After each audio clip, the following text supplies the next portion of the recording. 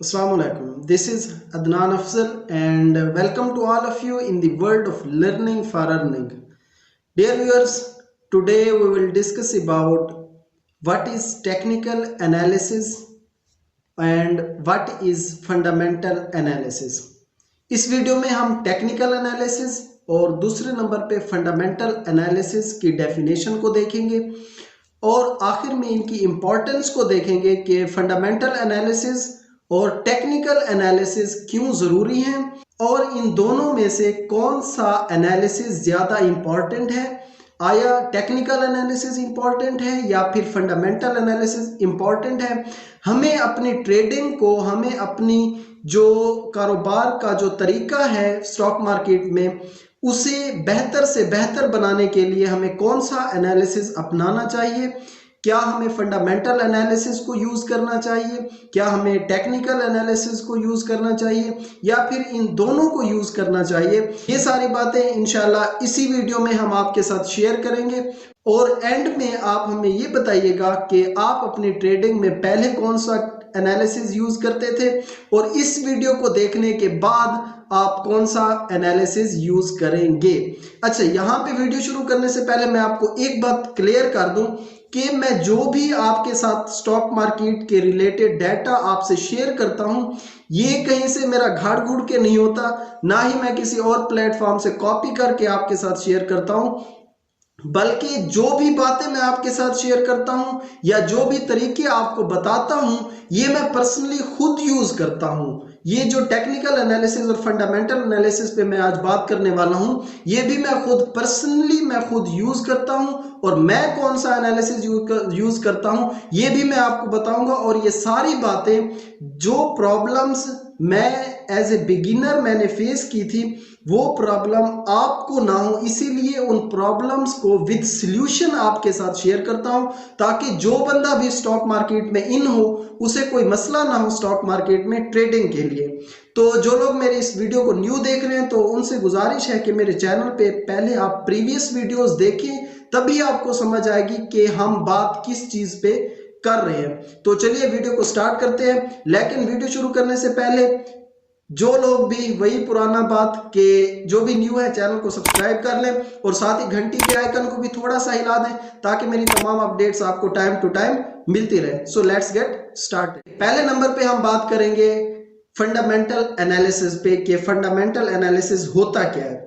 Fundamental analysis से मुराद, जैसा कि आप समझ सकते हैं कि नाम से ही जाहिर है कि फंडामेंट्स यानी कि कंपनी की फंडामेंट्स को देख के उसमें ट्रेडिंग करना। अब फंडामेंट्स में कौन कौन सी चीजें आती हैं? फंडामेंट्स में सबसे पहले नंबर पे आती है कंपनी की फाइनेंशियल स्टेटमेंट। अब फाइनेंशियल स्टेटमेंट क्या होती है? फाइनेंशियल स्टेटमेंट कंपनी की वो परफॉर्मेंस होती है जो क्वार्टरली, हाफ ईयर या फुल ईयर में as a result company Pakistan stock exchange को पेश करती है। तो उस फाइनेंशियल स्टेटमेंट को रीड आउट करना हमें फंडामेंटल एनालिसिस की आगाही देता है।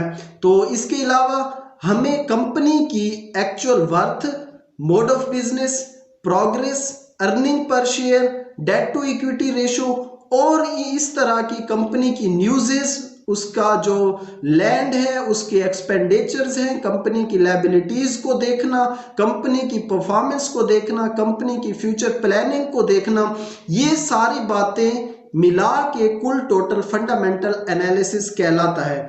तो अब हम दूसरे नंबर पे बात करते हैं टेक्निकल एनालिसिस की। देखिए, टेक्निकल एनालिसिस जैसा कि नाम से ही जाहिर है, टेक यानी कि जो कंपनी की जो हिस्ट्री में परफॉर्मेंस होगी उसके ग्राफ्स और चार्ट्स को देख के हमें कंपनी का फ्यूचर प्रेडिक्ट करना टेक्निकल एनालिसिस कहलाता है। देखें, मुख्तलिफ ग्राफ्स, कैंडल्स, जो प्रीवियस कंपनी की प्राइस है, प्राइस जो डिफरेंशिएशन है, उसको देख के जो कंपनी का पीछे डेली ट्रेडिंग का वॉल्यूम आया है, यानी कितने शेयर्स ट्रेड हुए हैं, उन सारे डाटे को ग्राफ्स और कैंडल्स की शक्ल में देख के फिर फ्यूचर प्रोडिक्ट करना कि किस तरह से कंपनी फ्यूचर में परफॉर्म करने वाली है। ये सारी बातें आ जाती हैं टेक्निकल एनालिसिस में। So this is all about what is technical analysis and what is fundamental analysis. अब हम बात करते हैं टेक्निकल एनालिसिस और फंडामेंटल एनालिसिस की इंपॉर्टेंस पे कि ये क्यों इंपॉर्टेंट है, और मैं ये भी आपको बताऊंगा कि मैं कौन सा एनालिसिस यूज करता हूं। देखिए, जब हम स्टॉक मार्केट में ट्रेडिंग करते हैं तो दो बातें होती हैं, यानी हम जब स्टॉक मार्केट में इन हो जाते हैं, जो लोग न्यू हैं वो मेरे प्रीवियस वीडियोस देख सकते हैं कि किस तरह से स्टॉक मार्केट में अकाउंट ओपन होता है और किस तरह से ट्रेडिंग की जाती है।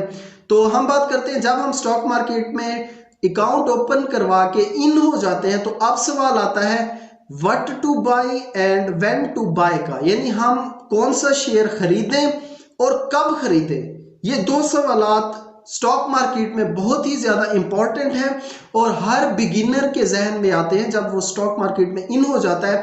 तो अब जो सवाल पैदा होता है वो ये होता है कि हम कौन सा शेयर लें और कब लें कि हमें प्रॉफिट हो। इसके लिए हमें एनालिसिस का सहारा लेना पड़ता है, जो मैं पीछे बयान कर चुका हूं कि टेक्निकल एनालिसिस और फंडामेंटल एनालिसिस होते हैं। तो दो सवालात के व्हाट टू बाय, क्या चीज लें, एंड व्हेन टू बाय, कब लें। तो व्हाट टू बाय हमें फंडामेंटल एनालिसिस बताता है कि कौन सा शेयर या कौन सा स्टॉक हमें खरीदना चाहिए, और जो दूसरा सवाल है when to buy, technical analysis हमें यह बताता है कि व्हेन टू बाय यानी कब शेयर या स्टॉक खरीदना चाहिए। तो मैं जो पर्सनल यूज करता हूं वो दोनों एनालिसिस को यूज करता हूं, टेक्निकल एनालिसिस को भी और फंडामेंटल एनालिसिस को भी। जो असल में स्टॉक एक्सपर्ट होते हैं, जो बहुत ही ज्यादा एक्सपीरियंस्ड बंदे हैं स्टॉक मार्केट के, तो वो भी इन दोनों एनालिसिस को यूज करके अपनी ट्रेडिंग्स कर रहे होते हैं।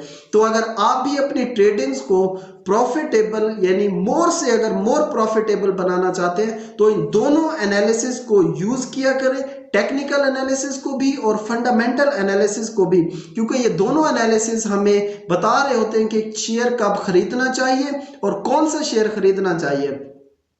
तो आई होप सो कि आपको समझ आ गई होगी कि इस वीडियो में मैंने technical analysis, fundamental analysis completely discuss किया है। इसके अलावा मैंने इन दोनों की इंपॉर्टेंस भी बताई है और ये भी बताया है कि आप इन दोनों को यूज किया करें ताकि आप मोर से मोर प्रॉफिट कमा सकें। तो this is today video. I hope so you enjoy this video. If you enjoy this video, then like this video and share to all of your friends. So keep visiting learning for earning and अपना बहुत सारा ख्याल रखिएगा और हमें भी दुआओं में याद रखिएगा। Thanks for watching and fi amanillah.